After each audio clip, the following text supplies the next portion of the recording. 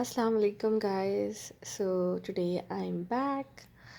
So the general surgeon is here and I'm back after a very long time because I was not feeling well. That's why I didn't upload any video in last week. So let's start with today's topic. Today is 4th of January and this is the new year 2024. So happy new year from my side. So today we will discuss about the how to take history of a patient who came with the gastric outlet obstruction. Okay, so history taking from a patient who came with gastric outlet obstruction. Okay, so as we already discussed, start with the introduction, consent, biodata of the patient, and then the presenting complaint.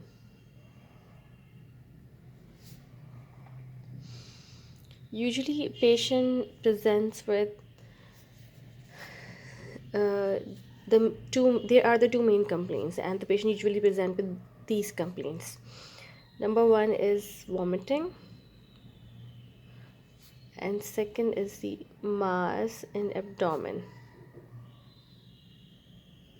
especially at the epigastrium site.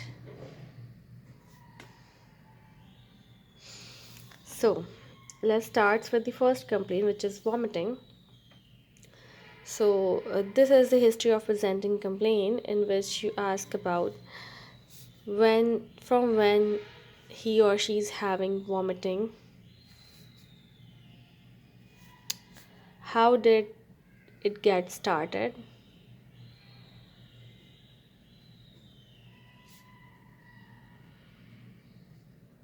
okay, then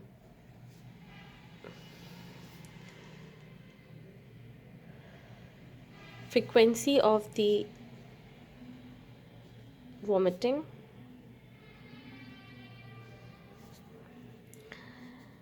and any special time, like any special time of the day when he or she have the maximum frequency of the vomiting, like after meal, at the night time, in the morning time. So it's very necessary. Usually the patients said they have vomiting after the food intake. Okay, then the next question would be the color of vomitus. They usually have the food particles in their vomitus. Then the quantity of the vomiting,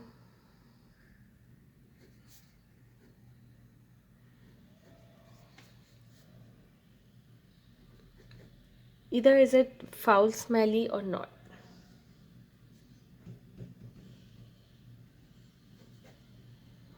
Okay, then ask about the hematemesis,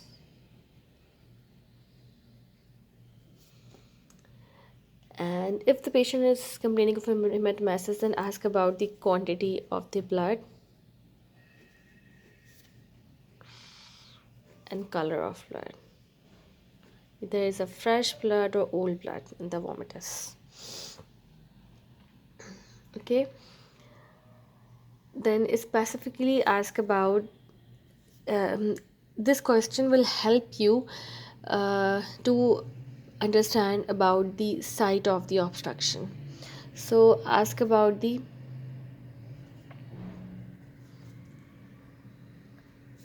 type of the food particles in the vomitus, like either it was a digested food in the vomitus,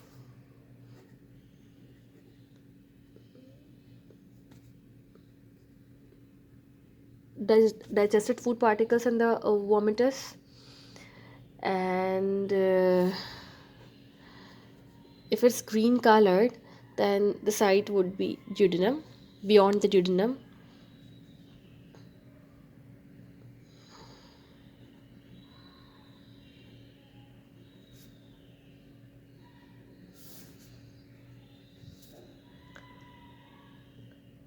Whether the vomiting is projectile or not projectile. Does the patient had any other complaint before the vomiting, like headache, tinnitus, and indigestion, feeling of indigestion? So ask about these things.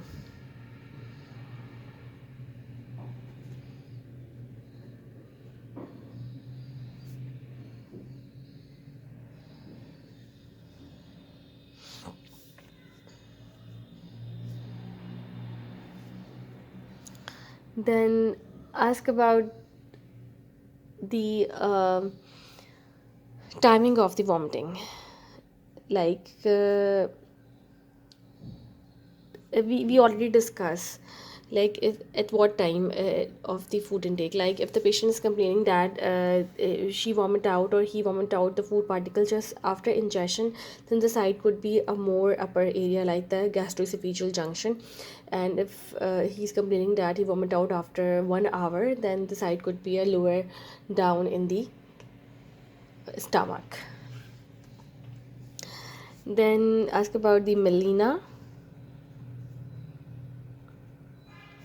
weight loss, and did he or she take any treatment for this vomiting? So these are the questions regarding the vomiting. So the next complaint is mass in the abdomen. So let's talk about the mass in abdomen. Okay, so the questions would be, when did the patient notice about the lump or mass in the abdomen, and at what time, what he or she was doing? So they noticed the lump in the abdomen. Before that, the third question would be, before that the patient was all right or not? Did he or she had any other complaint before that? So ask about this.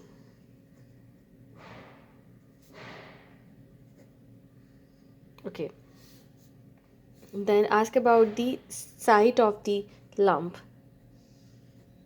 Specifically give command to the patient that he or she locate with the help of the finger uh, where the lump is. Then ask about the changes in the size of lump.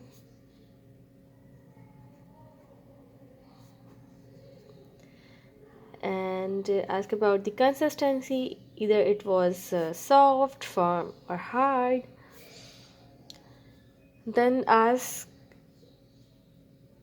that the patient notice any change in the lump while doing home chores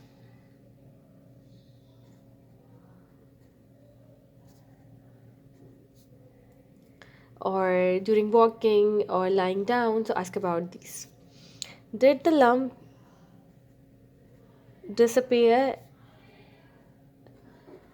at any time of the day? Does patient notice any skin change